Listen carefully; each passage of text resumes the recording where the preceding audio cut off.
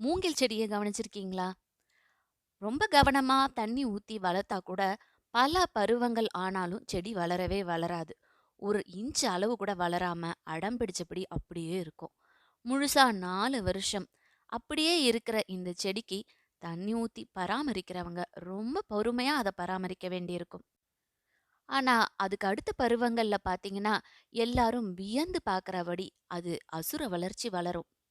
ஒரே வருஷத்துல அது எட்டிப் பிடிக்கிற உயரம் 80 அடிகள். சொன்னா நம்ப முடியுதுங்களா? 4 ஆண்டு காலம் அமைதியா இருந்த செடி எப்படி 5வது வருஷத்துல மட்டும் விஸ்வரூப வளர்ச்சியை எட்டுது? இதுல ஆச்சரியம் தரும் ஒரு ரகசியம் இருக்கு. முதல் 4 ஆண்டுகள் அந்த மூங்கில் வேர்கள நல்லா பூமியில பரப்பி, இறங்கி சிறந்த பிடிமானத்த உருவாக்கிக்குது.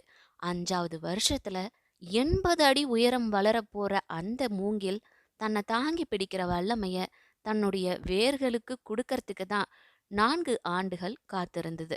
அதனால 5வது ஆண்டுல அசுர வளர்ச்சி அடையும் பொழுது அது தடுமாறுறதும் இல்ல, தடம் புரள்றதும் இல்ல. பொறுமை உயரமான வெற்றிகளை உருவாக்குகிறது. அவசரப்பட்டு முளைச்சு சடசடன்னு விழுந்துடாம நமக்கு தேவையான அடித்தளத்தை வலுவாக்கிக்கிற பொறுமை நமக்கு தேவை. மூச்சு உள்ளவரை முயற்சி செய்வோம். முடியாதது என்று இங்கு ஒன்றும் இல்லை.